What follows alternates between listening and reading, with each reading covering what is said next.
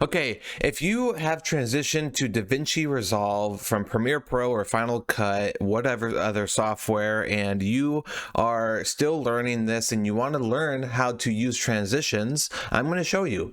So up in the top left corner, click on Effects, and you will probably have this toolbar clicked on, and you will see this crossfade, dissolve, and iris. These are your transitions. So go ahead and click on video transitions just to narrow it all down, because right now you're seeing all of this when you're in the toolbox. So click on video transitions.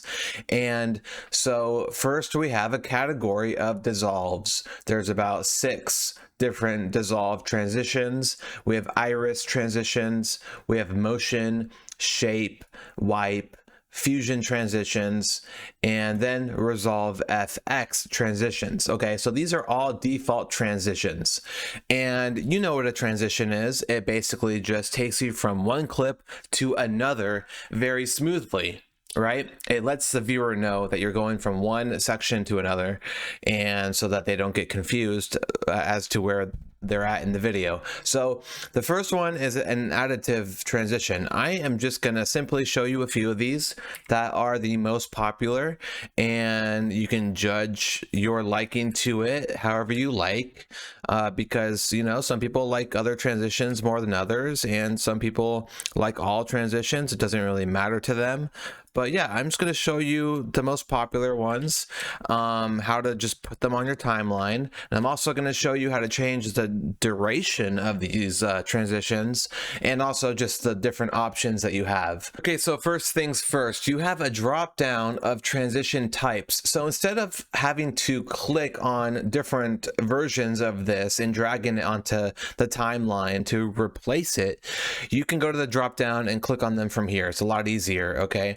But so we're not going to change it. We're just going to keep it here. And what you should know is that you can change the duration from 1 second to 2 seconds to half a second to 0.2 seconds. You get the idea. And that's really cool. What you can do is click and drag on the 1 second right here and move it all the way to the right as far as it goes, or move it all the way to the left as far as it goes. So the minimum amount of time that it can be is 0.1 seconds, 5 frames, and the maximum is 2 seconds, 132 frames. Okay, and by the way, you probably have 30 frames right here.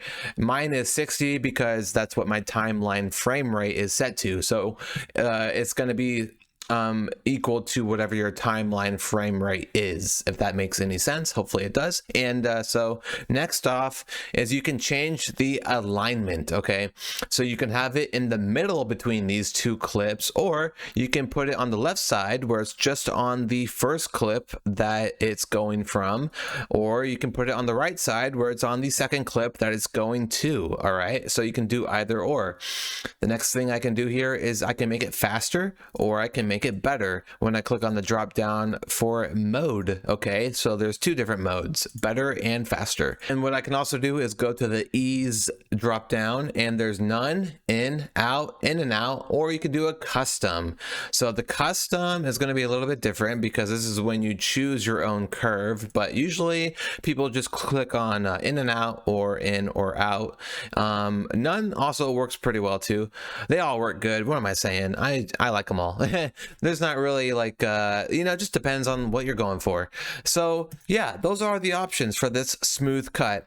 Okay, so before we go to the next transition, I want to tell you something very important. So keep in mind that if you do not have your clips trimmed at all, and I mean both of your clips that you are putting that transition in between, then you will not be able to put a transition in between those clips. Okay, so I can do that. I can put this transition and align it in the middle like normal in between these 2 clips.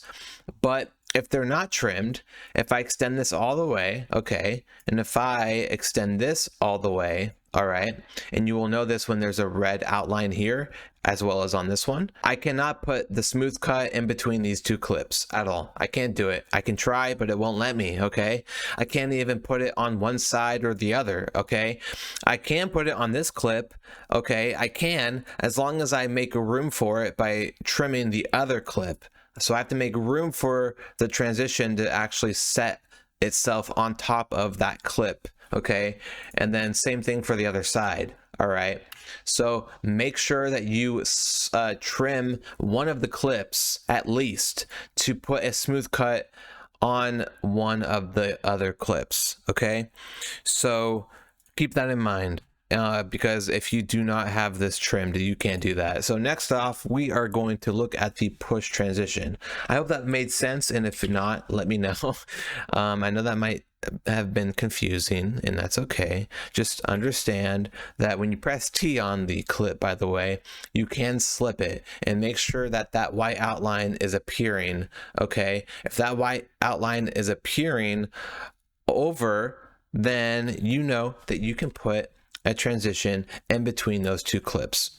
Okay, but if you don't have that white outline there's no white outline there anymore, not there anymore either, just that red highlight, you can't do it. Okay, you just can't. But you can put a transition on this side of the whole thing, of this side on this clip, if you slip the other clip over, because it allows room for this transition to be placed on top of this clip. Okay, so there's room there. Basically, the transition has to be put over that white outline. Okay, that's how it works. And if there's not a white outline for it to be put over, you can't do it. All right, so the push transition itself, all right, is awesome. A lot of people use it. I use it all the time, and this is just a simple transition that allows you to move the frame over like that. It gets pushed over. That's how it looks normally, okay? But to make it look even better, and this is something that I've done over and over again, and I'm just so used to it, it's muscle memory. But let me just tell you that there first is 4 different presets. You can push it left, right, up, and down, okay? You can also, if you want to, you can add a border, a white border, or you can change the color to black or blue or green or yellow or orange. You can make it as thick as you want. Okay, so that's kind of cool. I don't use that often, not that you care. But then you can also add motion blur to this, which makes it look a lot better when it's actually in motion. Okay, and then there's the ease drop down like before, so you can ease it in, out, or in and out. And I like to do in and out. It's just so much more smooth. And let's take a look at this. All right. So that's how it looks with those presets, with those options selected. It looks pretty nice. And like I said, there's push right. Okay, that's the push right, which is really nice. I like it. Push up is nice as well. This looks really clean in my opinion. Push down as well. Okay, this is my least favorite one. It kind of feels awkward to me, but it's a good one still. All right, it's just the least likable one out of all 4. And so yeah, there you go. That is the push transition. Very helpful for a smooth transition from one clip to another when you want it to look like you're actually moving the camera when you are trying to make your own transitions. It's kind of like faking that move. But yeah, I really do like the border thing as well. Like, I'm sure you would like that. Like, it's just a nice little touch that you get with the whole entire transition, you know. It's just something nice to see. And so anyway, moving on. So I'm going to show you one more transition before I get into some other little things that you can do with these. All right. So we went over the basic ones, but now let's look at a more advanced transition under the fusion transitions category. So pan is one of my favorites as well. It's just a cool transition that is almost like a push, but it really does a different looking camera movement. And so you'll see what that looks like here in a second. All right, that's what it is right there. It's really cool. It's really fast. It's kind of trippy at first, but it's really nice just to get a quick little push sort of pan look to your transition. And you can add motion blur to this one. And under the motion blur settings, you can increase the quality or increase or decrease the shutter angle, the center bias, or the sample spread, okay? And I can go over all of these in a separate video if you are interested in learning that stuff more in depth, okay? But yeah, this is a simple one, and a lot of the fusion ones actually have different settings than the regular shape, wipe, motion, iris, and dissolve, so keep that in mind. These ones, you really modify them in Fusion itself, which is why they're under that Fusion transitions category.